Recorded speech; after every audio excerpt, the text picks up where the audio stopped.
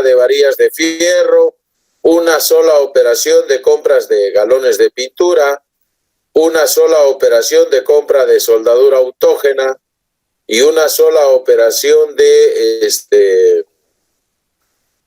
planchas. Entonces, el costo promedio va a ser igual al costo de adquisición o costo de compra, ¿no? En este caso, para las 100 varillas de fierro, su precio de compra es 15 soles.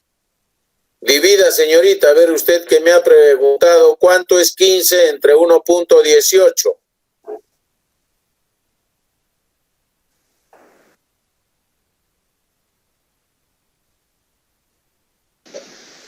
Es 12.71, profesor. Ya, multiplique 12.71 por 50. 635.59. 635.59. Ya, anote ese monto por un lado, ya, esos 675 téngalo presente. Ahora haga la siguiente operación. 23.60 entre 1.18. Ahora vamos a ver el vidrio, que es la otra materia prima directa. 23.60 entre 1.18, ¿cuánto es? 20. Ya, multiplíquelo por 25. 500 soles. Ya, 500 redondos. Sí. Ya, esos 500 súmele a los 675, creo que me dijo. 35.59. ¿Cómo va a ser 35.59, señorita? 635.59, profesor. Ah, ya, gracias. Pensé que me estaba diciendo que el resultado era 35. Entonces, ¿cuánto sale? ¿1135.59? Sí, exacto. Ya, entonces, al momento de que usted ha hecho el consumo, ¿no es cierto? Ha cargado a la 61 y le dije que abone a la 24 y a la 25. Entonces, a la 24, ¿qué monto va? 1135.59, creo que me dijo. Sí, así. Ese es el monto que va, señorita, a la cuenta 24 abonado. Ah, ya. Gracias, profesor. Ya, ahora, para lo que es la materia prima indirecta, hace lo mismo con la pintura y el tarro de soldadura, ¿no? Sí, y eso ya le entendí, ¿no? A la cuenta 25. Sí, profesor. Sí. Ya, muy bien, ya, listo. Ya, ¿de qué? ¿Alguna otra inquietud, señores alumnos?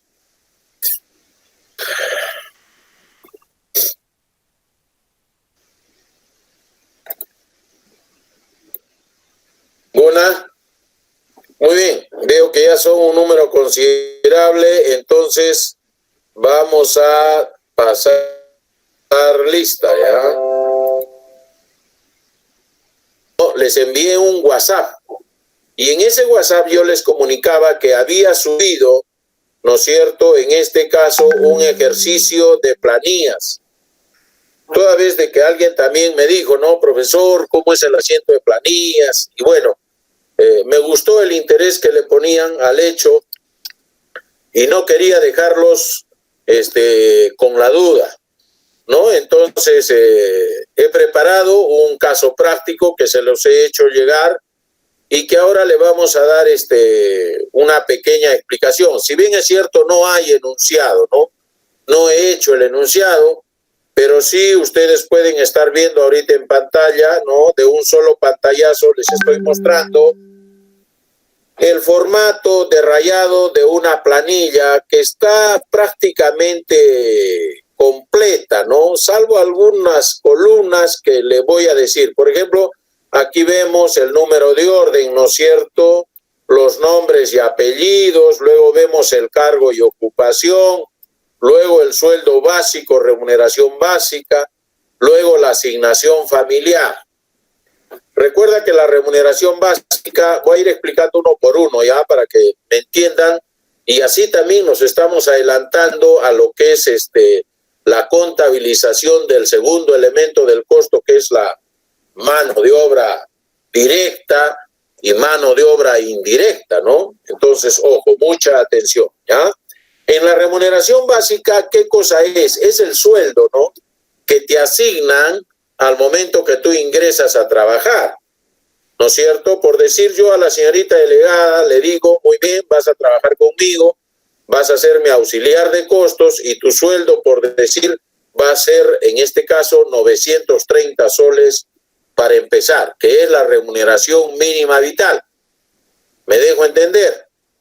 Nadie, jóvenes, ningún trabajador que cumpla la jornada ordinaria de trabajo diaria, que son 8 horas, puede ganar por debajo de 930 soles.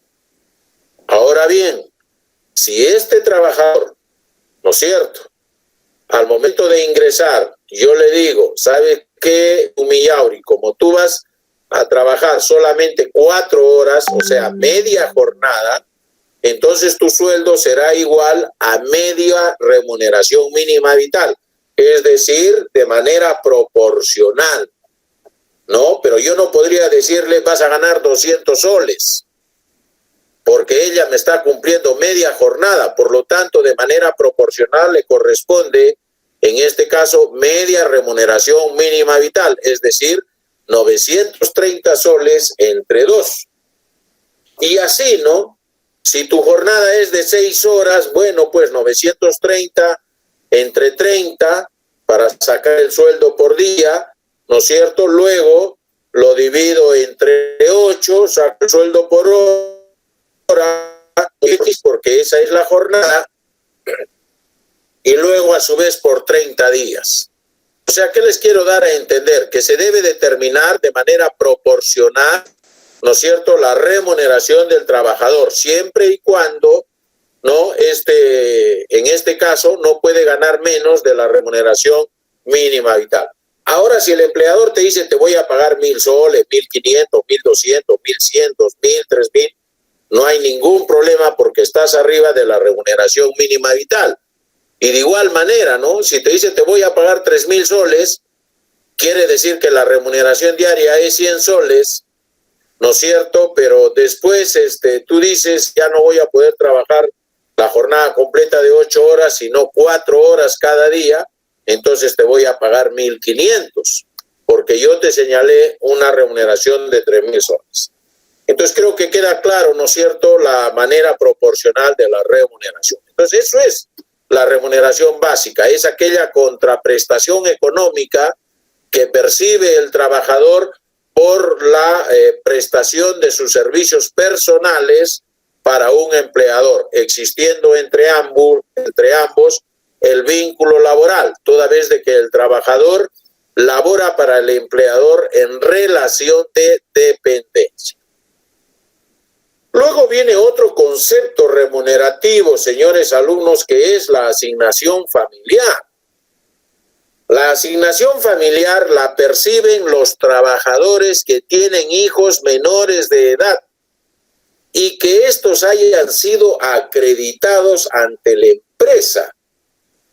Me dejo entender, o bien hijos mayores de edad y que estén siguiendo estudios universitarios o estudios superiores, o bien que estos sean incapacitados para el trabajo de manera permanente.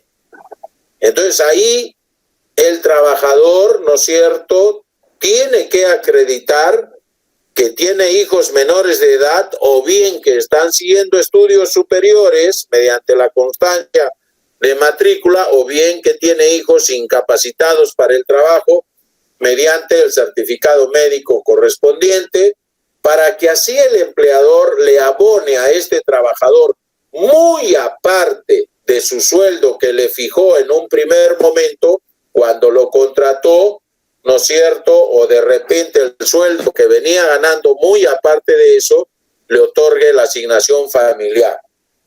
La ley, señores alumnos, señala que cuando se trata de trabajadores que pertenecen a una empresa y no hay comité sindical, no hay tampoco sindicato, entonces la asignación familiar será igual al 10% de la remuneración mínima vital. ¿Cuánto está la remuneración mínima vital hoy día, 12 de mayo del 2020? 930 soles. ¿Cuánto es el 10%? 93 soles. Pero ¿qué pasa si ese trabajador está sindicalizado? Es decir, los trabajadores se reunieron, formaron su sindicato, fueron reconocidos legalmente por el Ministerio de Trabajo, asimismo hacen presente a la empresa, fueron reconocidos por ella. Entonces la asignación familiar será el monto que acuerden las partes y que lógicamente está señalado en los sendos pactos colectivos que realizan entre la empresa y el comité sindical representante de todos los trabajadores año a año. ¿Qué pasa si en un año no acuerdan asignación familiar? Sencillamente entonces la asignación familiar será cero. ¿Qué pasa si en un año acuerdan que la asignación familiar sea de 500 soles? Entonces la empresa tendrá que darles 500 soles. En resumen, cuando existe pactos colectivos a través del representante de la empresa y el representante de los trabajadores, que es el sindicato, la asignación familiar, ¿no es cierto?, será la que acuerden ambas partes, ¿ya? Pero si no hay no hay sindicato, ni siquiera comité sindical, entonces la asignación familiar será lo que manda la ley, el 10%. Ahora, fíjense, señores alumnos, que estamos señalando de que esta asignación familiar, ¿no es cierto?, será por hijos menores de edad debidamente acreditados. Quiere decir, jóvenes, que si tú tienes hijos, vamos a suponer que eres vecino del gerente de la empresa donde trabajas, ¿no? Y ese gerente, como es tu vecino, él ve pues que tienes hijos menores de edad, chiquitos, porque los ve jugar, etcétera, etcétera, ¿no? Entonces tú no vayas a pensar y vayas a decir, no, pues si el gerente es mi vecino, él sabe que tengo hijos menores de edad, por lo tanto me debe otorgar la asignación familiar. No, acá la ley es clara, dice que deben estar acreditados ante la empresa. Entonces, ¿cómo acredita el trabajador que tiene hijos menores de edad? Mediante una cartita, ¿no es cierto? Un comunicado escrito, adjunta las partidas de nacimiento de los hijos menores de edad y lógicamente lo entrega al área de personal de la empresa para que a partir de esa fecha o de ese mes en que está acreditando los hijos menores de edad, este trabajador, además de su remuneración básica, perciba pues la asignación familiar. ¿Ya? Muy bien. Hay lógicamente otros conceptos de asignación familiar, ¿no? Por ejemplo, percibirá asignación familiar una madre soltera, percibirá asignación familiar un padre soltero. Si el papá y la mamá trabajan para el mismo empleador, ¿quién de ellos percibe asignación familiar? ¿Uno de ellos o ambos?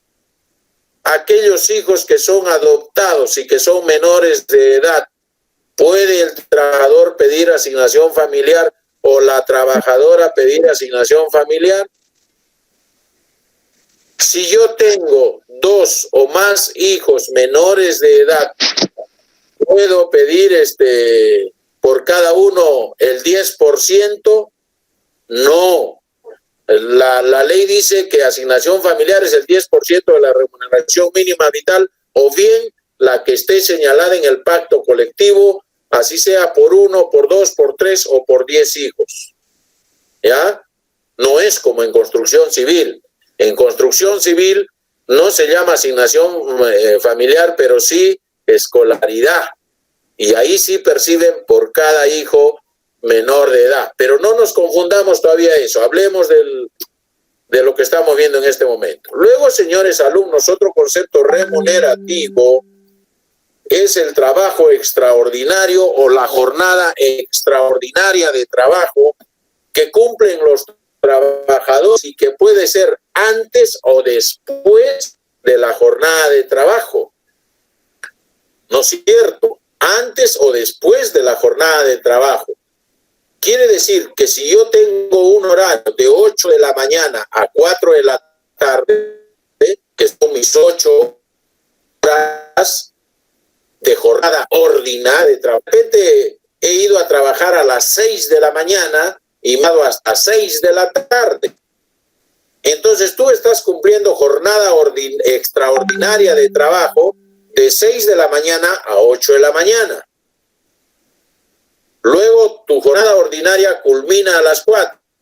6 es la jornada extraordinaria de trabajo después de tu jornada ordinaria. Por eso digo, la jornada extraordinaria, de acuerdo a la Ley de Productividad y Competitividad Laboral, puede realizarse antes y después de la jornada ordinaria de trabajo. Esta jornada extraordinaria de trabajo también puede puede ejecutarse en aquellos días donde el trabajador no esté obligado a ir a trabajar, por ejemplo, en los días feriados, por ejemplo, en su día de descanso, ¿no es cierto? Que puede ser cualquier día distinto al domingo, a pesar que la ley señala que generalmente debería ser el día domingo, el día de descanso semanal, pero a su vez también la ley le da la potestad al empleador de decirle, de acuerdo a tus actividades, señala tú qué día, ¿no es cierto?, va a ser el descanso que va a tener tu trabajador, de tal manera que de repente, si yo, por ejemplo, veo que mis actividades requieren que mis trabajadores estén en día domingo, entonces yo les puedo dar de descanso un lunes, o un martes, o un miércoles, o un jueves, o un viernes, o un sábado. De tal manera que este lunes, o este martes, o este miércoles, o este jueves, o este viernes, o este sábado, es su día feriado para él, pues, y si él va a trabajar, también está cumpliendo jornada extraordinaria de trabajo. Esta jornada extraordinaria de trabajo, señores alumnos, se paga al trabajador con una sobretasa del 25% para las 2 primeras horas y con una sobretasa del 35% a partir de la 3ª hora de trabajo extraordinario y con una sobretasa del 200%, es decir, el doble del valor por hora cuando se está en días de descanso. Por ejemplo, digamos que el trabajador un día viene a trabajar a las 6 de la mañana y se va a las 10 de la noche, ¿no es cierto? Entonces, ahí está cumpliendo ¿cuántas jornadas? Saca la cuenta, está cumpliendo 16 horas de trabajo, ¿no es cierto? Entonces, decimos, de 6 de la mañana, si es que ese es su horario, hasta 2 de la tarde, es jornada ordinaria. Entonces le pago normal, de acuerdo al sueldo que yo le dije.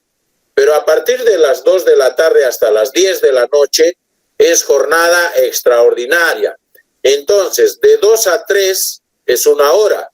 De 3 a 4 es la 2ª hora de jornada extraordinaria.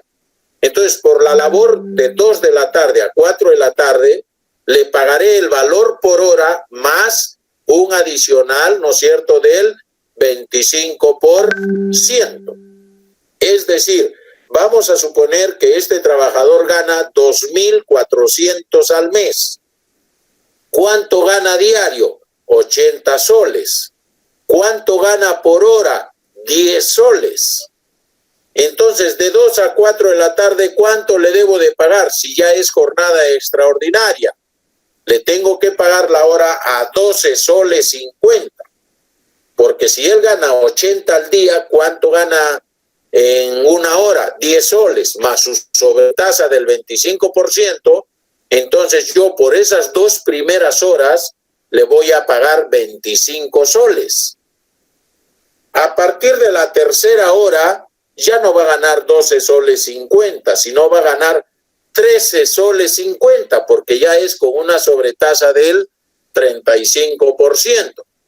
Entonces ahí diré, de 4 de la tarde a 10 de la noche son 6 horas. 6 horas por 13 soles 50, ¿no es cierto? Sería 6 por 5, 30, 6 por 3, 18, 21, va 2, algo de 81 soles y pico. Quiere decir que el valor de esta jornada extraordinaria de trabajo va a ser algo de 100 y tantos soles, muy aparte de los 80 soles que ganó ese día como jornada ordinaria de trabajo. Y luego al 200% cuando se entiende que el trabajador pues ha ido en su día de descanso o de repente en día feriado, donde no estuvo obligado a ir a trabajar, ¿no es cierto?, ha ido y bueno, se ha quedado 2 horas, 3 horas, 4 horas o sencillamente se ha quedado 8 horas. Entonces se le pagará el doble. Vamos a suponer que yo soy ese trabajador que gana 2.400 soles y por lo tanto yo gano 80 soles al día. Y resulta que el día domingo tengo que ir a trabajar y ese día domingo es mi día de descanso.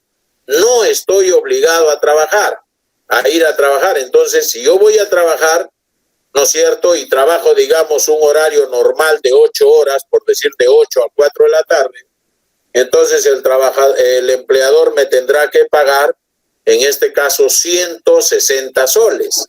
80 soles, ¿no es cierto?, por 2, que sería 160, muy aparte de los 80 soles que es mi dominical. O sea que en buena cuenta, por ese día, ¿cuánto he ganado? 240 soles. 80 soles, que es la jornada ordinaria, que ya yo me la gané por haber trabajado los 6 días anteriores a la semana, y luego 160 soles por haber ido a trabajar en ese día que yo debía haber estado descansando en mi casa.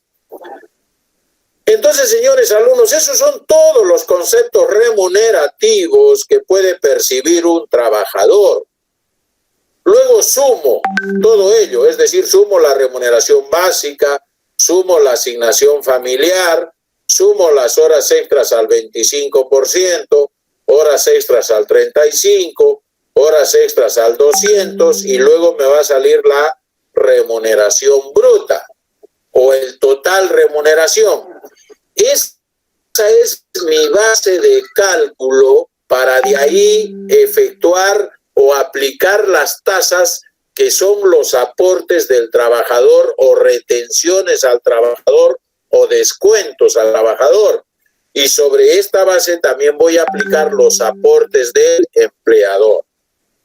Entonces veamos, ¿no? Ahí tenemos lo que es ONP, cuya tasa es el 13%, ¿no es cierto? Ahí le he dado la casuística de algunos trabajadores que están afiliados a AFP. También he dado la casuística de asignación familiar, horas extras y todo demás. Luego también, señores alumnos, ¿no es cierto?, he dado la casuística de que algunos están en AFP y he aplicado las 4 AFPs existentes en el mercado: Prima, Hábitat, Profuturo e Integra, ¿no es cierto?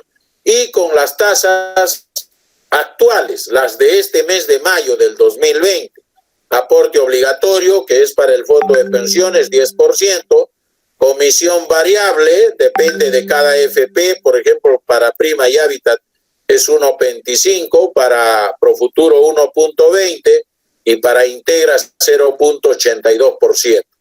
Y lo que es la prima de seguros es así, ¿no es cierto? También depende de cada AFP, pero generalmente de un tiempo a esta parte se han igualado todas las AFPs y están aplicando por lo menos una sola tasa que es del 1.35%. Fíjate, señor alumno, que a los que están afiliados en AFP yo no les descuento ONP, ¿no es cierto? Entonces les hago el descuento de AFP. Luego viene Salud Vida. Por ahí también me preguntaron Salud Vida, que habían visto que solamente eran 5 soles. Efectivamente. Y para esa señorita que me preguntó, fíjate, señorita, que acá Salud Vida está como descuento al trabajador, muy aparte del aporte de salud. que lo estoy sombreando ahorita con el cursor. ¿Ya? Muy bien. Entonces acá está de Salud Vida. Ahora, no todos los trabajadores están pues o han contratado este seguro de vida con Salud, por lo cual toma el nombre de Salud Vida.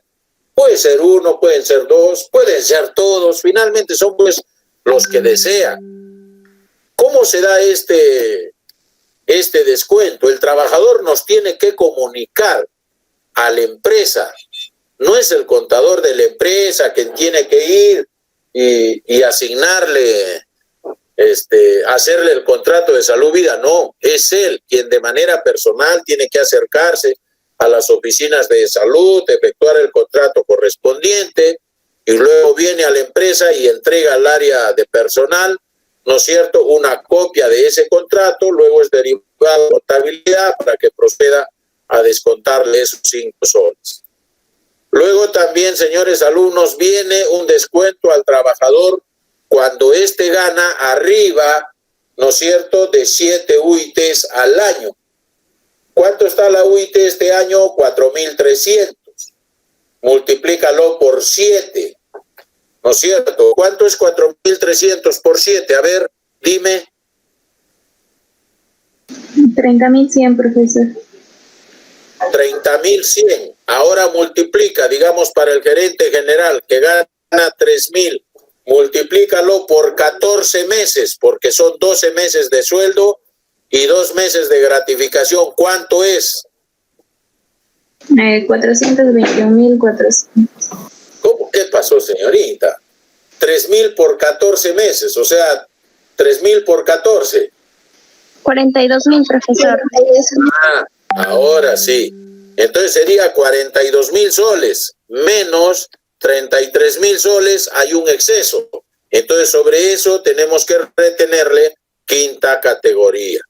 ¿Y quiénes son los que pasan? En el caso de nuestra planilla pasa el gerente general y pasa el supervisor de producción. Por eso es que a ambos, ¿no es cierto?, les he hecho la retención de quinta categoría. Como todos los descuentos que he hecho al trabajador, desde ONP, AFP, Salud Vida y renta de quinta, ¿no? Y ahí tengo una columna que estoy sombreándola ahorita con el cursor, que es total descuentos.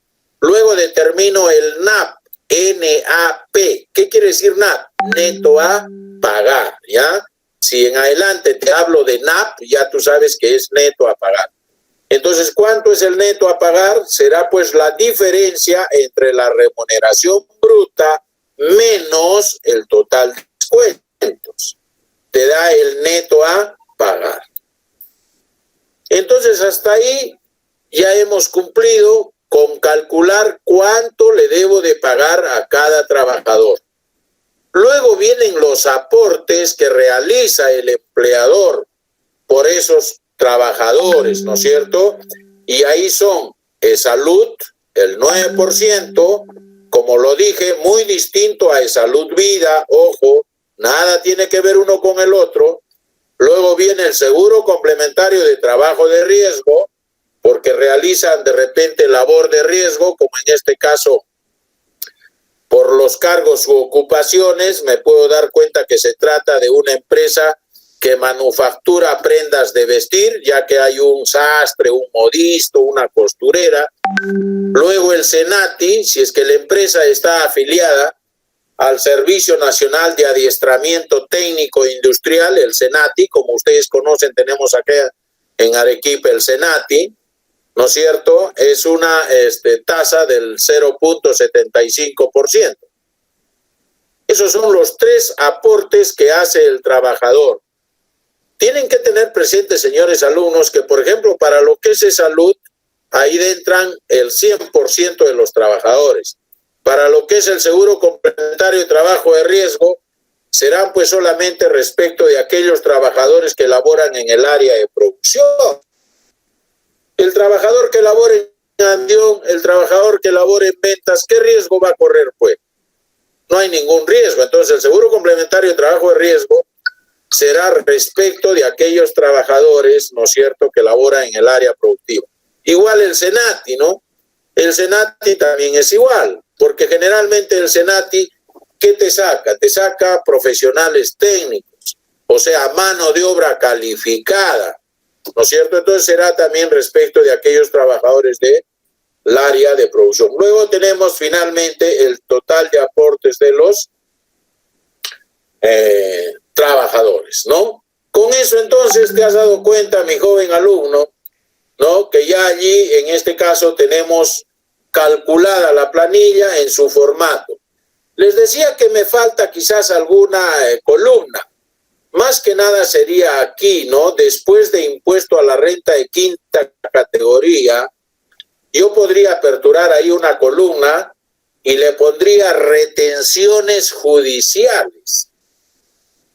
¿Por qué pondría esa columna? Porque ¿qué tal si hay un trabajador que ha sido demandado por alimentos? Me dejo entender, y el juez ha sentenciado que se le descuente por alimentos. Entonces yo tengo que aquí señalar en esa columna, porque el juez, además de cursar a las partes su sentencia, también cursa una copia de esa sentencia mediante un oficio a la empresa, donde el juez ordena a la empresa que le retenga al trabajador tanto de dinero por concepto de juicios de alimentos y se lo entregue a la mamá de su hijo extramatrimonial o finalmente a quien el juez allí señale mediante el documento.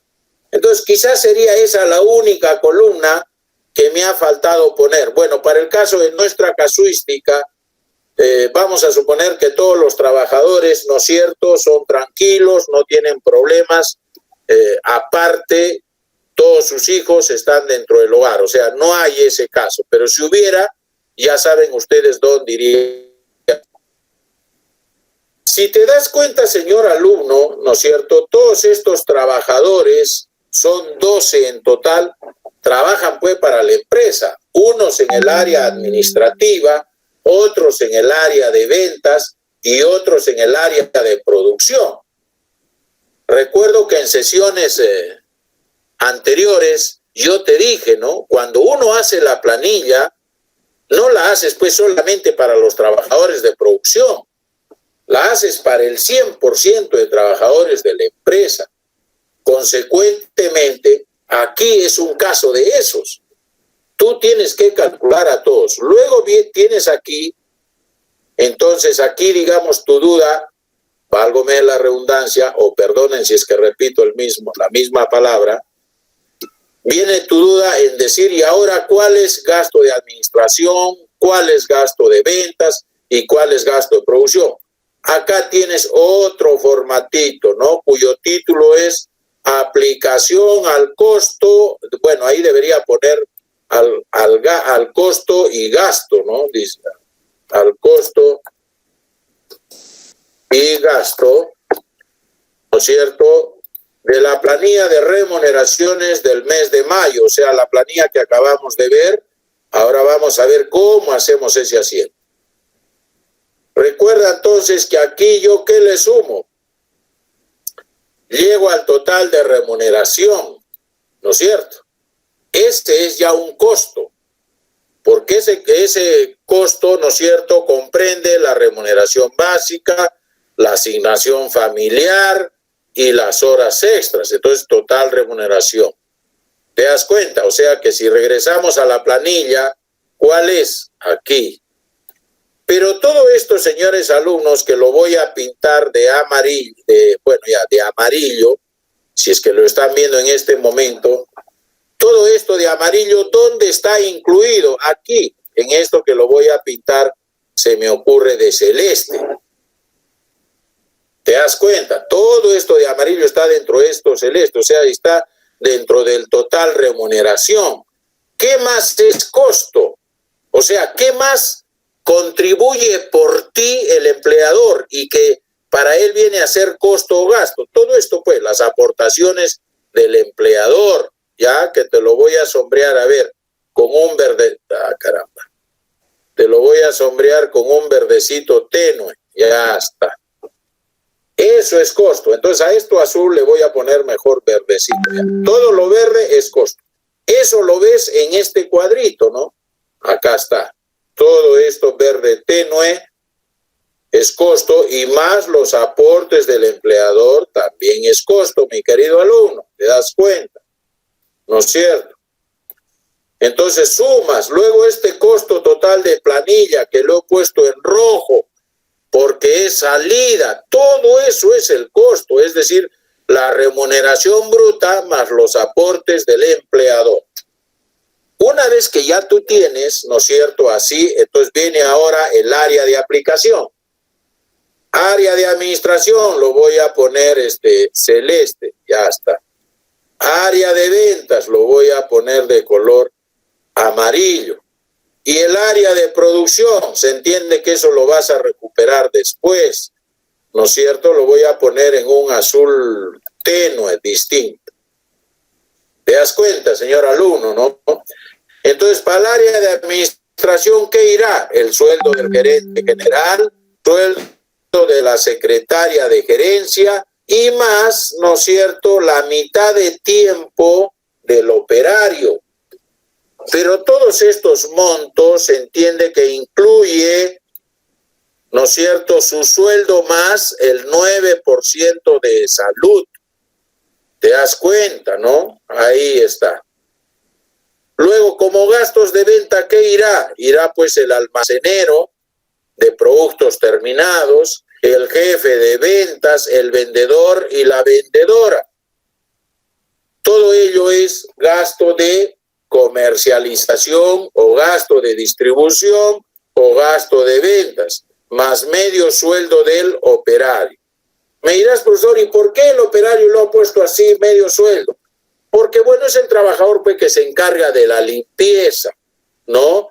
Y que desarrolla 4 horas de trabajo, ¿no es cierto?, de limpiar las oficinas desde la gerencia hasta la secretaria, las oficinas de administración, y luego el otro medio tiempo lo utiliza en limpiar la oficina de ventas, ¿no es cierto?, el mostrador, la sala de ventas, etcétera, etcétera. Y cuando producción lo requiere, bueno, va y cumple labor, en este caso, extraordinaria, ¿ya? Salvo que de repente le digan, ¿sabes qué? 3 horas vas a trabajar limpiando administración, 3 horas limpiando ventas y 2 horas limpiando producción. Pero para el caso de nuestra empresa, de este casito, bueno, le he puesto que dedica pues 2 horas para producción. Y luego el resto para producción, ¿qué será? El supervisor de producción, el modisto, el sastre cortador, la costurera, el planchador y el operario en la parte de su jornada extraordinaria de trabajo, o sea, labor extra. Ya tienes entonces ahí los totales. Ya tienes listito para hacer tu asiento.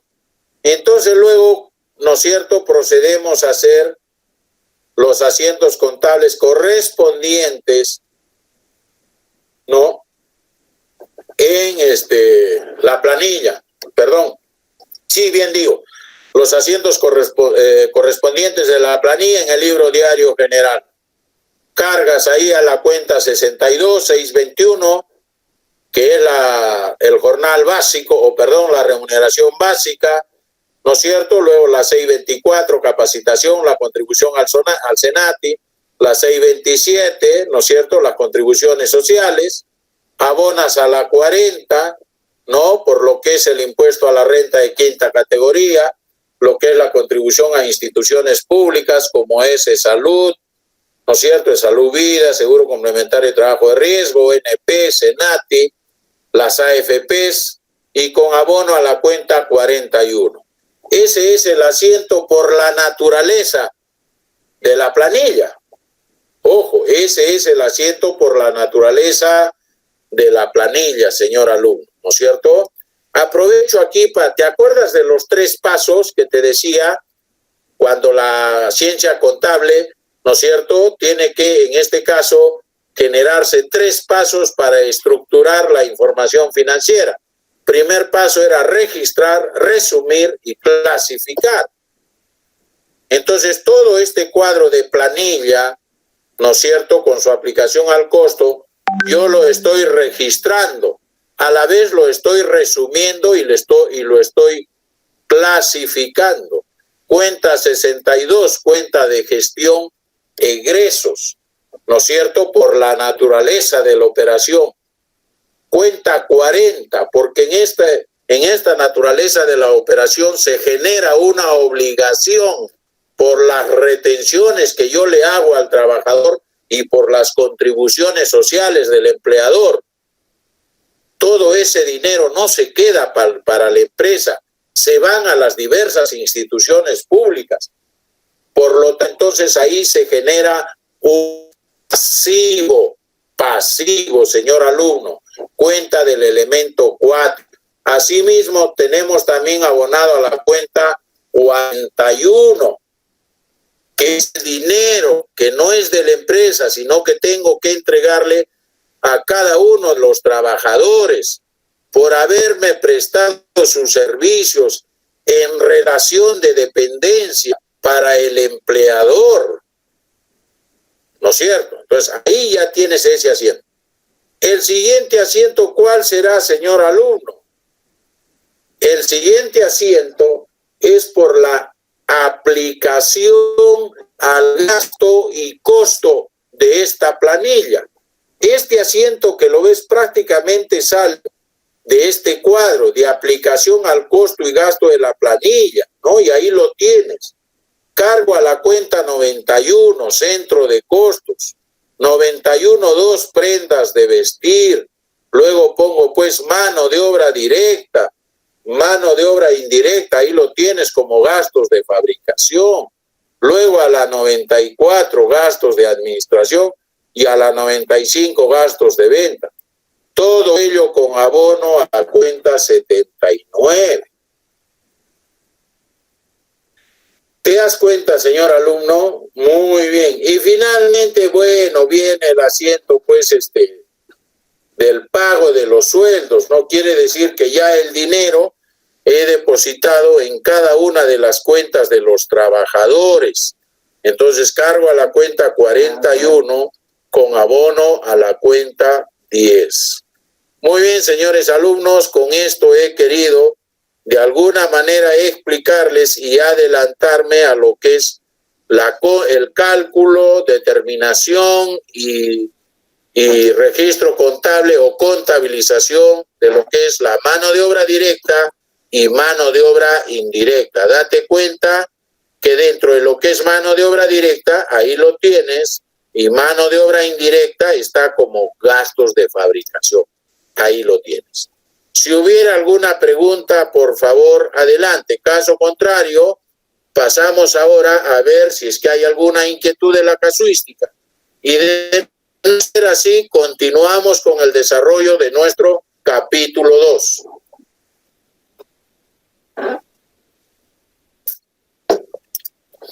A ver, jóvenes, adelante. ¿No hay preguntas? Profesor, tengo una duda. Sí. Con respecto a si digamos el trabajador solo labora 4 horas en la empresa, o sea, medio tiempo, ¿la asignación familiar se le puede entregar? Claro que sí, muy buena pregunta. Sí, se le entrega la asignación familiar, solo que también la mitad nomás, porque no está cumpliendo la jornada completa. Vamos a entender que gane 1,000 soles. Su asignación familiar es un trabajador no sindicalizado, 93 soles. Pero como labora 4 horas, la mitad, 46 soles 50. ¿Alguna otra pregunta, señores alumnos? ¿Alguna duda? Jovencitos, ¿no hay preguntas? ¿No hay más? Profesor, ¿Quedó claro? Profesor, Sí. yo tengo una duda, pero es del ejercicio número 10. Ya, dime. En el ejercicio número 10 nos piden hacer un CARDEX y en eso nos piden el método WEPS y PEPS. Justo hay una parte que nos pide devoluciones. Y en esta devolución que nos pide, el ejercicio nos pide que se lo devolvamos a un proveedor. Pero este proveedor es distinto a la devolución del cliente. Es una duda que tengo. No sé si lo podría aclarar. en el 10. A ver. ¿A qué te refieres exactamente? Para ganar tiempo, dime a qué operación te refieres. Hay 10 puntos en ese ejercicio 10. ¿Cuál de los puntos? Que es la parte de la devolución. A ver. Creo que en la 6. Hotel Emperador. Dice, Hotel Emperador nos devuelve un televisor y 2 cocinas. ¿No es cierto? Ajá. Y luego en la 7 nos aclara, se procede a volver a Dores, EIRL. Ya pues, cuidado. Quien te devuelve ahí es tu cliente. ¿No es cierto? Tu cliente es Hotel Emperador. ¿Y tú a quién le devuelves? Le devuelves al proveedor. ¿Quién era tu proveedor? Dores, pues. No le vas a devolver nuevamente al cliente. Está bien. ¿No te das cuenta? ¿No la captas? Mira, ve. Vayamos primero al principio. Dice que yo compré a Dores, ¿no es cierto? Compré 15 televisores y 15 cocinas. Ya está. Luego también por ahí compré también a Matusita, SAC, compré 25 televisores y 25 cocinas. Ya está. Luego de esas compras que yo he hecho, le he vendido a Hotel Emperador. Pero luego Hotel Emperador me devuelve a mí. ¿Te das cuenta? Eso que me devuelve Hotel Emperador, ¿a quién yo le compré? A Dores. Entonces yo a su vez le tengo que decir, Dores, este televisor está mal, tiene desperfecto de fábrica o falla de fábrica, arréglalo.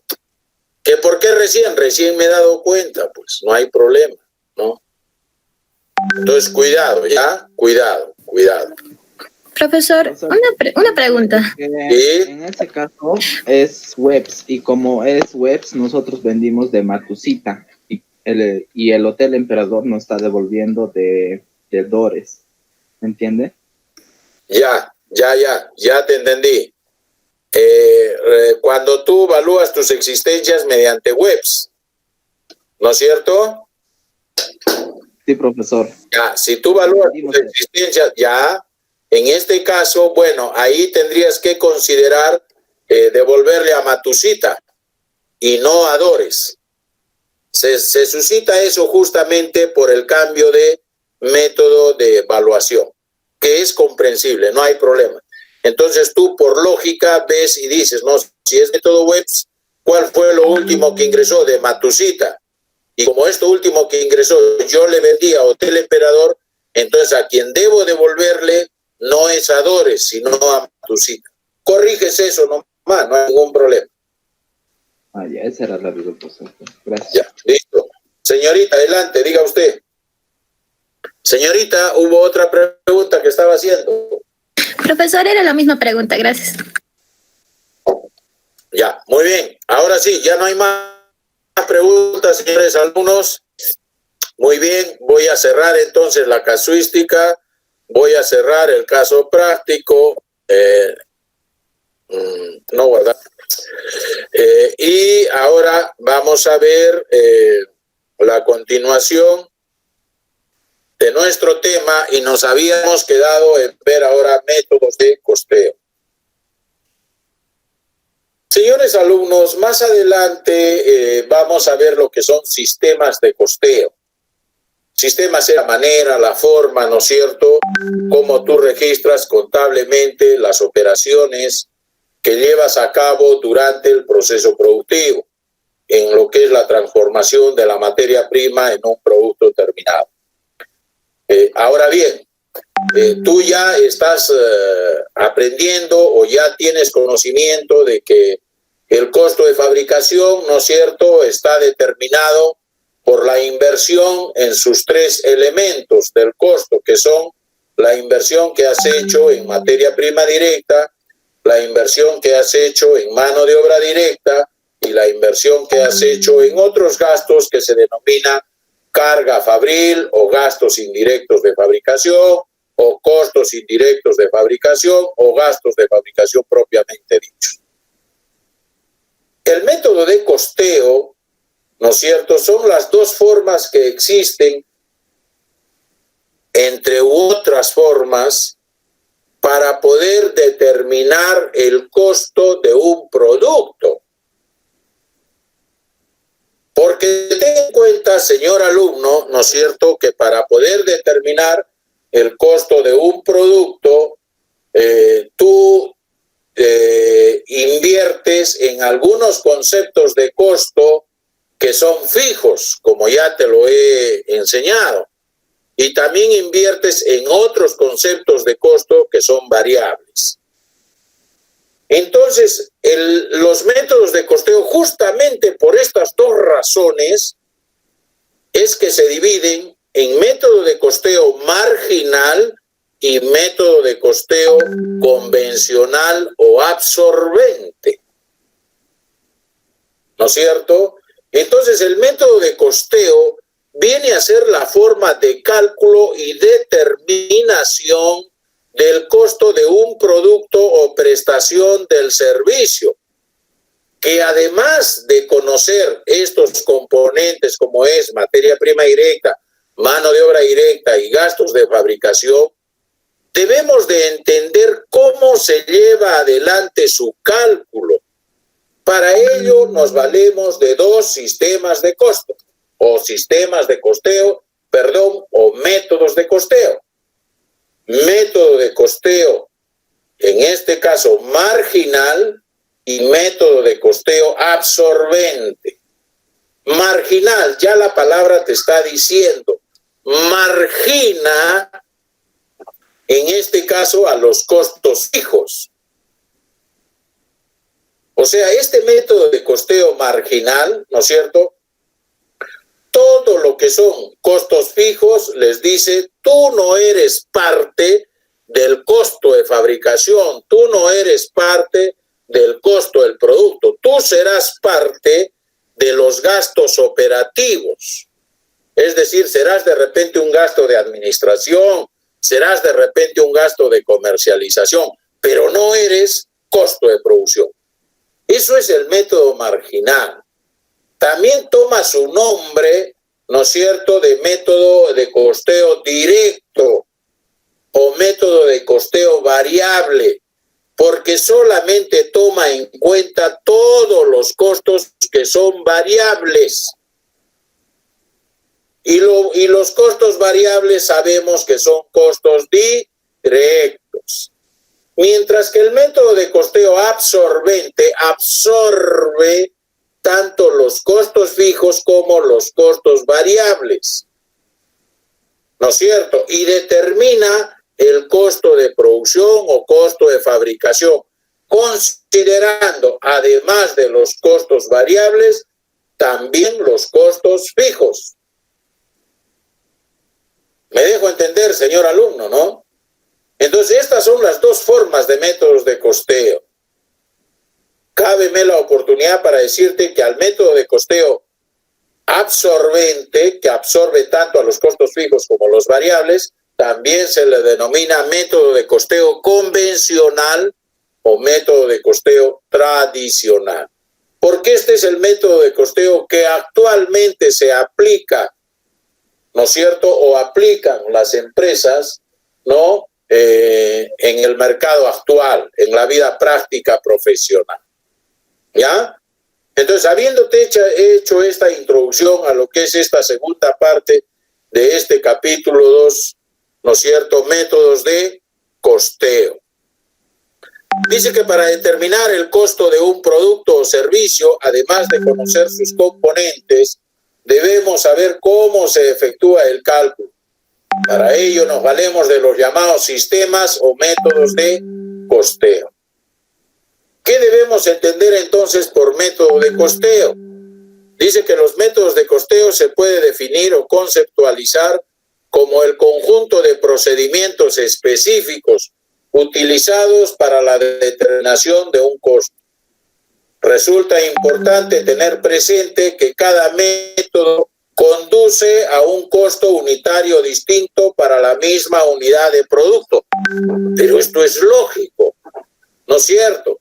Porque si yo te digo que mientras el método de costeo marginal solamente considera los costos variables y el otro método absorbente considera, además de los variables, los fijos, definitivamente concluyo diciendo, ¿no es cierto?, que el costo unitario de cada unidad, según apliques un método u otro, va a ser distinto. Por ello dice, es necesario conocer de qué se trata cada uno de dichos métodos, para saber cuál puede ser el que mejor se adapte a cada caso en particular. Entonces, para ello, antes de ver si es costeo, qué es costeo directo, qué es costeo convencional, ¿no es cierto?, debemos primero entender qué son costos variables y qué son costos fijos. ¿Ya? A pesar de todo, porque hemos venido hablando de esto a lo largo de todo el primer capítulo y a lo largo de la primera parte de este capítulo, cuando hemos visto contabilidad de costos, contabilidad financiera, contabilidad gerencial. Costo variable. Ya sabemos que costo variable son aquellos costos que varían en relación a la cantidad o volumen de producción. Acuérdate cuando te decía, ¿no? A mayor cantidad a producir, mayor consumo de materia prima. ¿Y la materia prima qué cosa es? Un costo variable, porque varía conforme aumente o disminuya la cantidad de unidades a producir. ¿Te das cuenta, señor alumno, no? Muy bien. Entonces, este costo variable es un costo en el que incurre la empresa toda vez que guarda dependencia con el volumen de producción. Ejemplo, los costos de la materia prima son costos variables ya que están directamente asociados a los niveles de producción. Otro, tenemos en este caso los insumos como el agua para elaborar, por ejemplo, una gaseosa, ¿no? Por eso te digo, depende de cada actividad en particular. Si nosotros producimos prendas de vestir, vamos a mayor producción de prendas de vestir, mayor consumo de tela. Si somos una empresa que produce bebida gasificada, a mayor volumen de producción de bebidas gasificadas, mayor consumo de agua. ¿Te das cuenta? A mayor producción de calzados para caballeros, para damas, mayor consumo de cuero o menor consumo de cuero. A mayor consumo de chocolates, mayor consumo de cacao. ¿No? Entonces el egreso en estos productos solo se hará efectivo si es que se produce. En caso contrario no habrá desembolso alguno, eso es obvio. Si no hay producción, no consumo pues materia prima directa, que es un costo variable, ¿no? Ahí está. Ahí tienes, ¿no es cierto?, en un diagrama, ¿no? Tienes ahí la curva de costo variable, donde el eje de las X, o sea, el eje de las abscisas, señalamos allí el volumen, la cantidad a producir, y en el eje de las ordenadas, o sea, el eje de las Y, señalamos ¿qué cosa? El dinero que vamos invirtiendo según produzcamos más o menos. Entonces, nuestra curva de costo variable, ahí la tienen, ¿no es cierto?, en celeste. Ahora veamos qué son costos fijos. Ya tú sabes, ¿no es cierto? Ya tienes la respuesta. Los costos fijos, aquellos que permanecen constantes ante cualquier volumen de producción. Quiere decir que estos costos permanecen, o mejor diré, son permanentes, es el mismo importe, son inmutables, no interesándoles para nada el monto o la cantidad producida. Se produzca o no se produzca, este costo fijo siempre se da. Siempre se da. ¿No es cierto? Produzcamos o no produzcamos, este costo fijo siempre se da, a diferencia de los costos variables. Si no producimos, no hay consumo de materia prima, pero si producimos, sí hay consumo de materia prima. Aquí, si no producimos o produzcamos, siempre vamos a pagar, por ejemplo, un alquiler, que es un costo fijo. Siempre vamos a tener que provisionar una depreciación bajo el método de la línea recta, que es un costo fijo sumergido. Entonces, costos fijos son aquellos en los que incurre la empresa y que en el corto plazo o para ciertos niveles de producción no dependen del volumen de productos o de la cantidad producida, ¿no? Por eso dice acá, los costos fijos son aquellos que no dependen del volumen de producción de la empresa, ni cambian en función a este. Listo, ahí tienes, ¿no es cierto?, en el diagrama, ¿no?, la línea de costo fijo. Ahí está celeste y esta línea es constante, es paralela al eje de las abscisas, de las X, ¿no es cierto?, como puedes ver ahí en el diagrama. Esos son los costos fijos. Métodos de costeo, ejemplo de costo fijo, tenemos allí el pago por alquiler, ya te lo dije, los servicios públicos, el mantenimiento de los equipos, ¿no? Sin importar la cantidad de mercadería que se produzca, la empresa deberá realizar estos gastos, incluso si no se produce nada, ¿ya? Lo que te expliqué, señora Lu. Vamos a ver ejemplificando, dice costo variable y costo fijo, ¿no es cierto?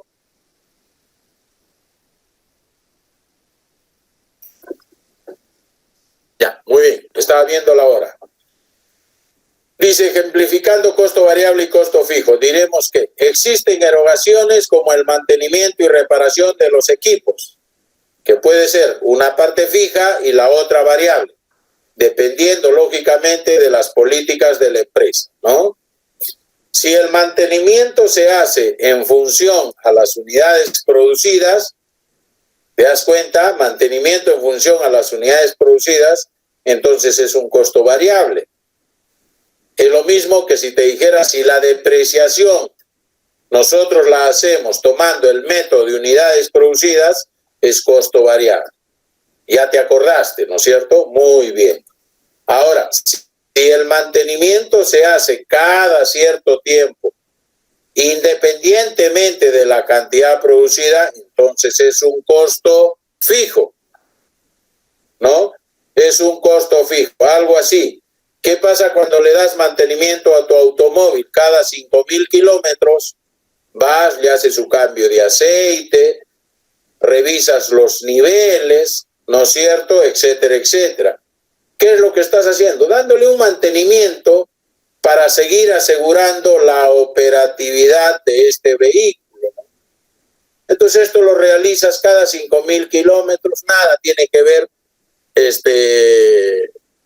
con los kilómetros de recorrido según el contómetro, ¿no es cierto?, del vehículo, por lo tanto, entonces es un costo fijo, ¿no? ¿Te das cuenta? Dice, lo mismo puede pasar con la luz y el agua. Si ambos servicios aumentan a mayores niveles de producción, entonces parte del costo mensual de estos servicios son variables y otra parte es fija. Recuerda que en los servicios de energía hay una parte fija, ¿no? Una parte básica, y hay otra parte que varía en relación al consumo. Entonces una parte es costo fijo y otra parte es costo variable. ¿Te acuerdas, señor alumno, cuando vimos clases de costos? ¿Te acuerdas? Hablábamos de costo fijo, ¿no es cierto?, costo variable y costo semifijo o semivariable, ¿no? Ya te acordaste. Muy bien. Vayamos entonces ahora, sí, a los tipos de métodos de costeo. Como bien ya lo dije anteriormente, existen dos métodos de costeo. El método de costeo absorbente o convencional o tradicional. Absorbente absorbe costo fijo y costo variable. Y a ambos les dice, ustedes forman parte del costo de producción, ¿no es cierto? Y luego tenemos al método de costeo directo o marginal, donde a los costos fijos les dice, sal de acá. Yo solamente tomo en cuenta para costo de producción a lo que son costos variables. ¿Ya? Veamos ahora en qué consiste cada uno de estos métodos. Método de costeo absorbente.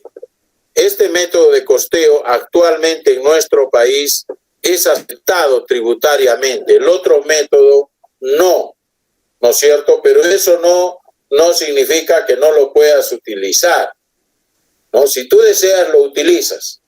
Pero te soy sincero, modestia aparte, en mi experiencia profesional, ¿no es cierto?, no he visto empresa alguna que utilice otro método de costeo que no sea el absorbente. Entonces, hablamos del método de costeo absorbente, ¿ya?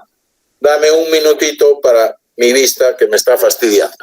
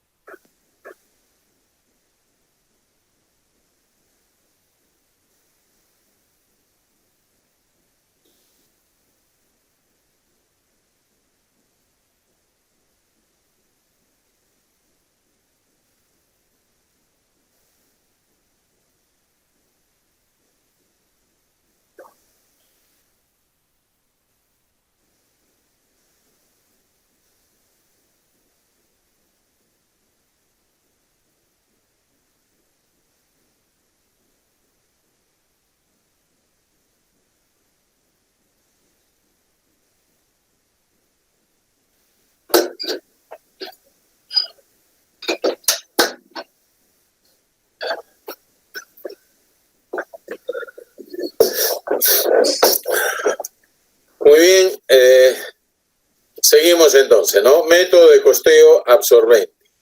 Ya sabemos que es un método aceptado tributariamente, ¿no es cierto?, en nuestro país. Este método salvaguarda los activos utilizados y que son controlados mediante un estado de resultados integrales, puesto que el costeo absorbente sirve principalmente para la estructuración, preparación de informes externos, ¿no? El costeo absorbente se integra en todas aquellas erogaciones directas y los gastos indirectos que se considere fueron incurridos en el proceso productivo dentro de un determinado periodo de tiempo o de gestión social o periodo económico. Entonces, de esta manera entendemos, jóvenes, que los elementos que conforman el costo de un producto bajo el método de costeo absorbente sería, ¿no es cierto?, la materia prima, la mano de obra, es decir, me refiero a materia prima directa, mano de obra directa y gastos indirectos de fabricación, ¿no? Recuerda que dentro de los gastos indirectos de fabricación, en este método de costeo absorbente, están los costos fijos y también están costos variables. Dentro de los gastos indirectos de fabricación o carga fabril, ¿cuáles son esos costos variables? El consumo pues, de materia prima indirecta, la mano de obra indirecta, ¿te das cuenta? Por eso dice, y gastos indirectos de fabricación sean estos de tipo de costos variables o fijos.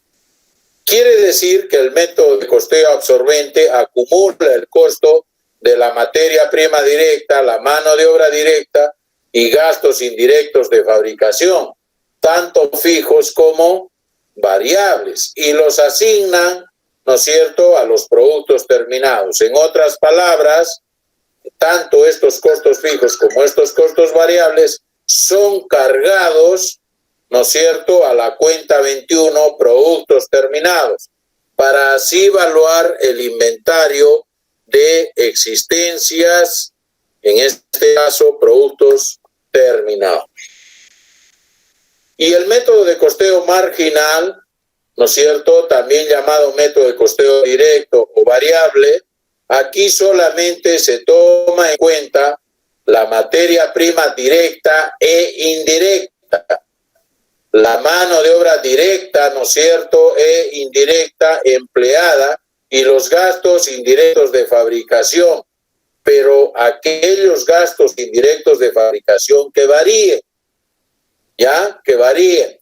Los gastos indirectos de fabricación fijos, esos no, ¿ya? Muy bien, y que varíen en relación a la cantidad producida.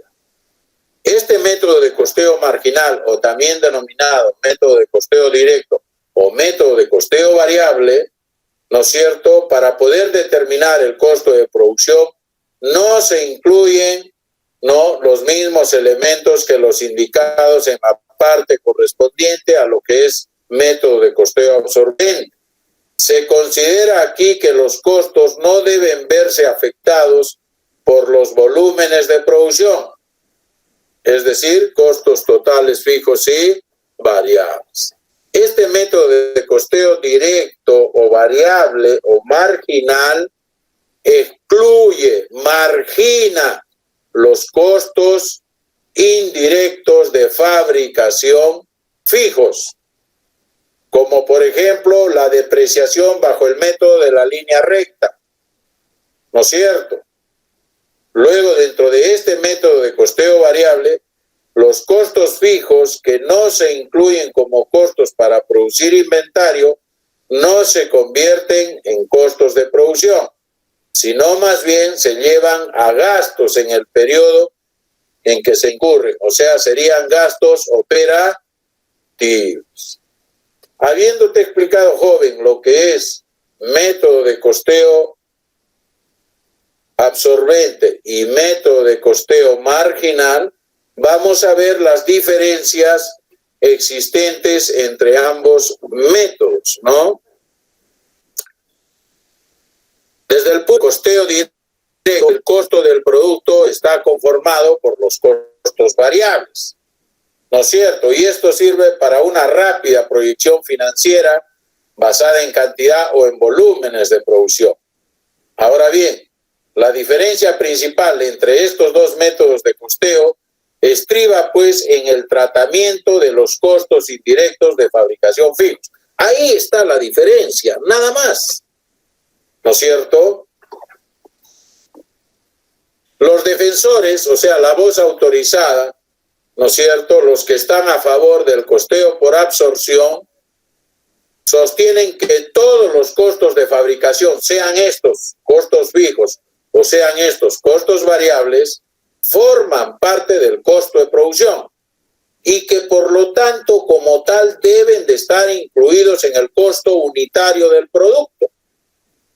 Ahora, los defensores del costeo directo, la voz autorizada en ellos, ¿no es cierto?, sostienen que los costos del producto dice que deben estar asociados al volumen de producción, es decir, a la cantidad producida, al número de productos que vamos a fabricar. Y que los costos indirectos fijos de fabricación, es decir, que los costos fijos se incurrirán aún sin producción, insistiendo que estos costos fijos son en esencia, dice, un costo relacionado con el periodo y más no con el producto. ¿Te acuerdas cuando vimos clases de costos que se identifican o se cargan con una actividad, con un departamento, con un producto?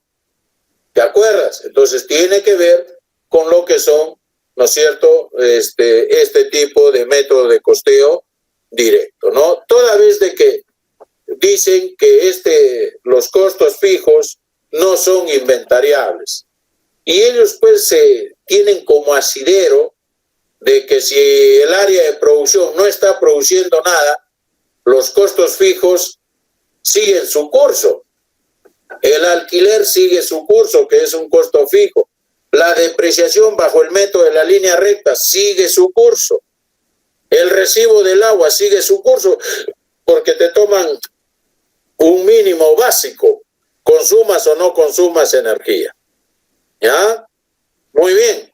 Luego viene a continuación, señores alumnos, lo que es casuística de este capítulo 2. Entonces, a continuación vamos a ver ejercicios prácticos sobre lo que es métodos de costeo. No sé si hasta aquí haya alguna pregunta, alguna inquietud, por favor, adelante.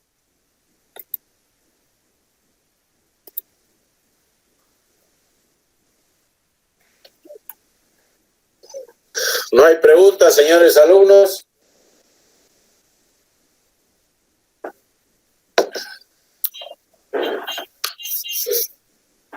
Muy bien.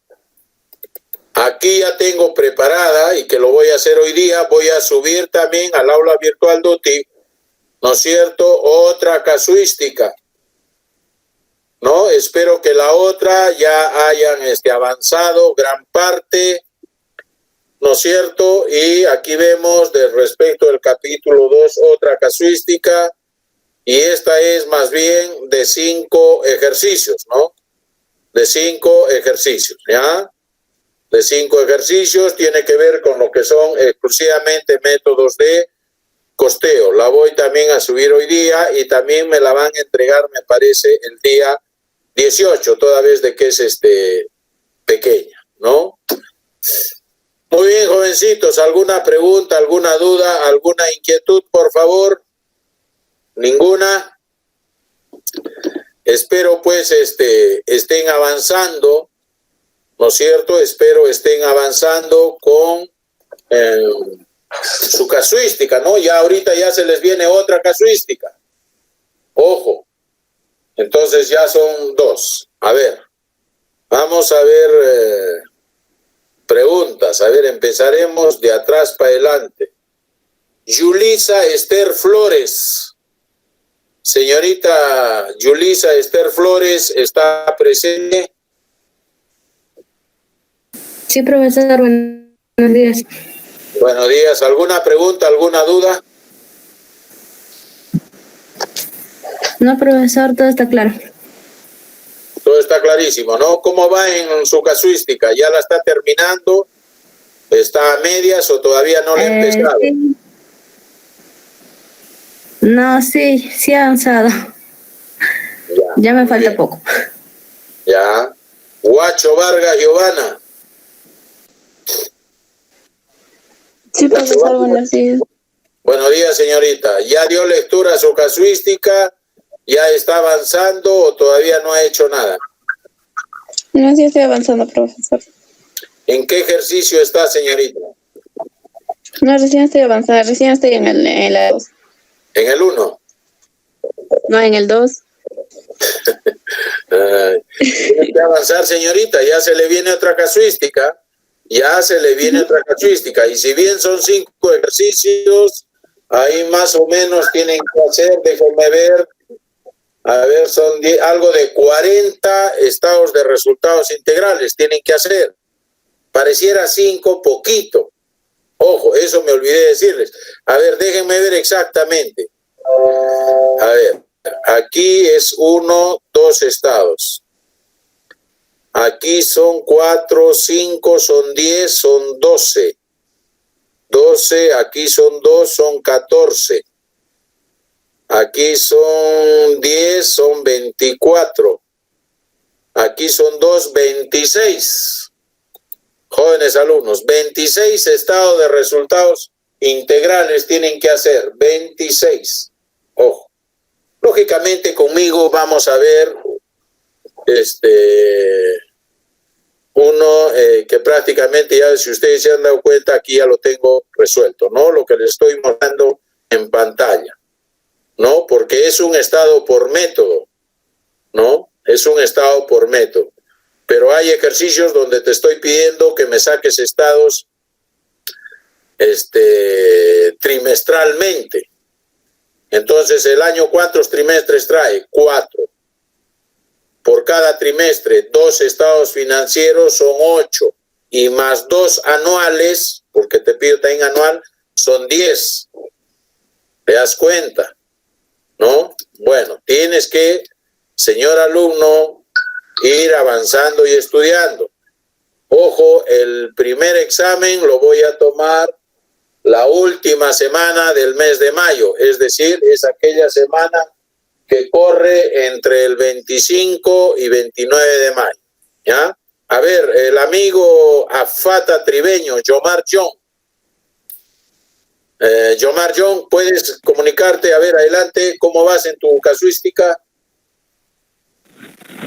Sí, profesor, buenos días. Sí, voy a la mitad. Estoy en el ejercicio 6, creo. Ya, muy bien, John, muy bien, perfecto, me parece bien. Señorita Jennifer Elsa Cáceres. Sí, profesor. Me faltan solo 3 ejercicios, pero tengo una duda, no sé si será una duda, pero ahorita que nos presentó la planilla para nuestra casuística, vamos a tomar solo en cuenta ONP y salud, porque en la planilla que ha presentado los trabajadores que trabajan en el área de producción tienen seguro contra riesgos. ¿También se toma en cuenta eso? Claro. Efectivamente, no, por ahora no. Por ahorita hasta ahí nomás, lo que ha dicho usted primero. ¿No? Ya poquito a poquito. Cuando lleguemos a la contabilización de cada uno de los elementos del costo, ahí sí les voy a exigir todo. El ejercicio que yo les he puesto ahora de lo que es una planilla de remuneraciones, la he hecho completa, con todos los casos habidos y por haber, ¿no es cierto? Solamente que allí no les he enviado el enunciado, ni tampoco les he puesto retenciones judiciales, pero ya les va a servir para hacer la primera casuística, ¿no es cierto? Y ustedes puedan así resolver con éxito, ¿no? Los 10 ejercicios allí planteados, ¿ya? Pero está bien, no tiene por qué tener dudas. Sigue adelante, tú concrétate a dar solución al problema de acuerdo a lo que yo a la dificultad que te estoy planteando en dicho ejercicio, ¿ya? Muy bien. Vayamos ahora, ya, Will Blacks, C.G. Suaña, si no me equivoco. Sí, profesor, ya he avanzado algo de la casuística. Ya, listo, muy bien. Ya, ¿en qué ejercicio estás? ¿En el 1? No, el 3, terminando. 3, ya, muy bien, gracias. Wilber Alonso Ponce Tejada. Wilber. Sí, profesor, buenos días. Buenos días. ¿Ah? Sí, me está yendo bien en los casos porque estoy resolviendo con alguien los ejercicios y bueno, cuando no entiendo algo y esa persona me ayuda. ¿Estás resolviendo los ejercicios con alguien, dices? Sí. ¿Quién es ese alguien? ¿Algún compañero tuyo? Sí, un compañero del salón, una compañera del salón. Ya. Muy bien. No hay ningún problema. Eso no está prohibido. Son grupos de estudio y eso me alegra. Debe haber grupos de estudio. Muy bien. Señorita Wendy Evelyn Condori Choc, que creo que si mal no recuerdo. Sí, profesor, buenos días. Buenos días, señorita. Estoy en el ejercicio 6, ya por terminar. Ya, muy bien. Quiero pedirle sobre el segundo caso práctico que va a mandarlo y lo va a subir al DUTIC. No sé si podría mandar así ejemplos, igual como mandó en el anterior, para que podamos guiarnos. Sí. Mañana o el día jueves, que es nuestra siguiente clase, ahí ya le voy a indicar, ¿ya? A ver. Profesor. Ya, muy bien. A ver, ahora vayamos a Leslie Alcahuamán, Shirley. Shirley.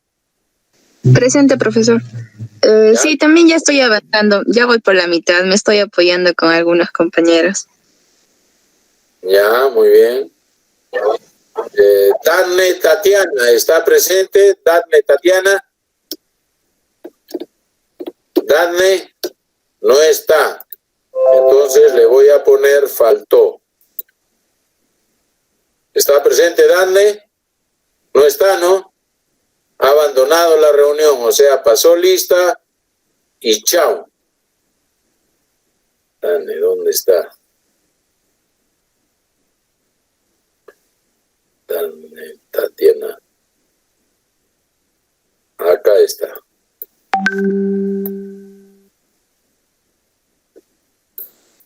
Abandonó la sesión Dafne. Ya, muy bien. A ver, bueno, ya prácticamente nos hemos pasado ya 3 minutos. A ver, una última intervención. Mario Galván, Huacarpuma. Mario. Profesor, Mario no tiene micro, está malogrado su micro. Está malogrado, ya, ok. A ver, ¿qué dice Marco Aarón Bustinza? Sí, profesor. Marco, a ver. Sí, ya he avanzado, ya estoy por las 6. Ejercicio 6, ya. Muy bien, señores alumnos. Entonces, nos quedamos allí, continuamos el día jueves con lo que es la casuística de este segundo capítulo, ya respecto de métodos de costeo. Cuídense, que Dios los proteja, nos vemos, hasta luego, señores alumnos. Nos vemos el día jueves. Hasta luego, profesor. Adiós, señorita, adiós. Hasta luego, profesor. Hasta luego.